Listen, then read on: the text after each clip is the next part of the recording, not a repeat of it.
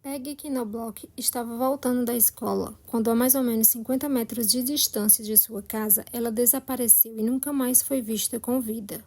Seus restos mortais só foram encontrados 15 anos depois em uma área arborizada na Turíndia. Peggy nasceu em 6 de abril de 1992, na Alemanha.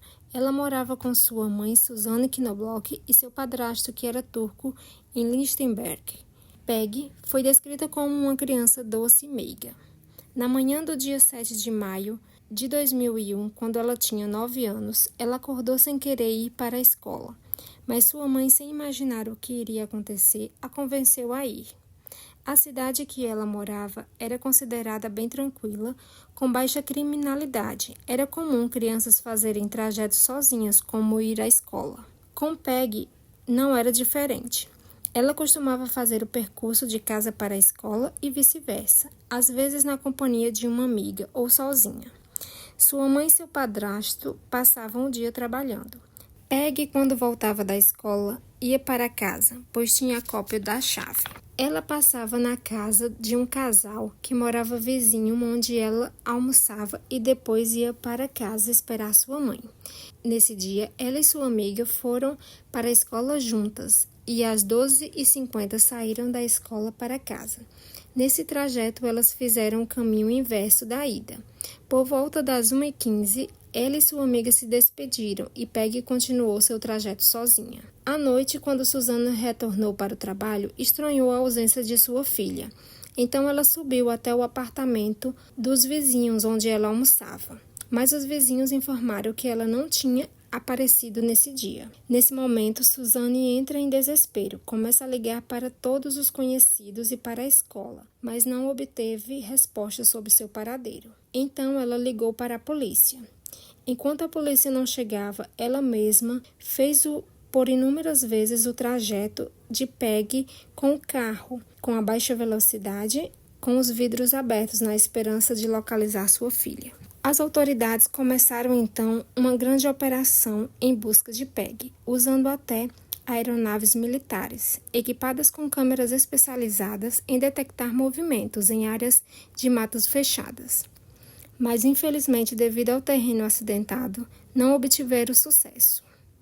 Nesse primeiro momento, 2 adolescentes relataram ter visto Peggy entrar em uma Mercedes vermelha com placa tcheca, fazendo as investigações expandirem para a República Tcheca. Mas, infelizmente, não conseguiram localizar o veículo ou algo que ligasse ao caso. As buscas também se estenderam para a Turquia, que era a cidade natal de seu padrasto, mas eles também não obtiveram nada que pudesse ligar ao caso. Em outubro de 2002, a polícia apresenta o primeiro suspeito, Ulvik Kulak. Na época desse caso, com 23 anos. Ele era filho do casal turco-alemão Elsa e Edal Kulak, donos de um restaurante. Ulvik era deficiente mental devido a uma meningite que teve na infância. Ulvi era conhecido na comunidade local. Já havia sido acusado de assédio sexual por ter baixado as calças em um ponto de ônibus e ter se masturbado em público.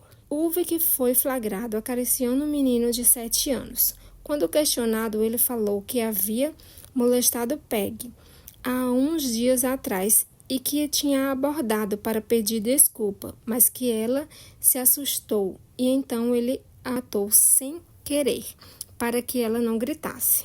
Ele passou por um longo interrogatório sem a presença de um advogado e assinando uma confissão, sendo levado ao tribunal por assassinato, mesmo não havendo provas concretas que o levassem ao caso.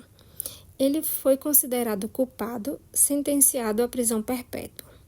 Em 2013, seus advogados entraram com um pedido para que fosse realizado um novo julgamento, que aconteceu em 2014, onde sua condenação foi anulada por sua confissão ter sido de forma coagida e por falta de provas. Em julho de 2016, um coletor de cogumelos encontrou em uma clareira na área arborizada da Turíndia restos mortais e roupas que pareciam ser de crianças, que foram desenterradas por algum animal selvagem.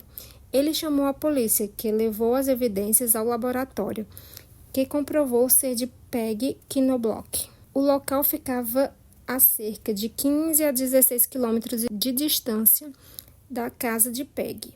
Essa notícia abalou sua família, que ainda tinha esperanças que ela estivesse viva. Em outubro de 2016, a polícia informa ter encontrado um pedaço de pano com o DNA de Uwe Benhardt, alemão ligado a um grupo terrorista neonazista, autodenominado NSU, que estava em plena atuação no período do desaparecimento de Peggy, que tinha como alvo pessoas de origem turca, o que fazia ligação com o padrasto de Peggy, que era turco. Na época da descoberta do DNA, Uwe não estava mais vivo. Ele havia tirado sua própria vida em 2011. Pouco tempo depois foi descoberto que se tratava de uma pista falsa e que seu DNA foi transferido para a cena do crime por um equipamento policial não especificado. Em 2018, um homem foi preso depois de confessar para a polícia que outro homem o levou até o corpo de Peggy em um ponto de ônibus. Esse homem disse que tentou ressuscitá-la, mas sem sucesso.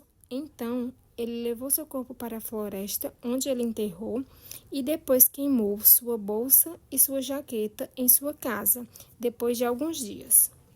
Em seguida, esse homem retira sua confissão e, sem haver provas que ligassem com o caso, ele foi solto em liberdade. Em 2020, o caso foi arquivado pela polícia, mas seus familiares não desistiram de encontrar o culpado, e sua mãe até hoje busca por justiça para sua filha.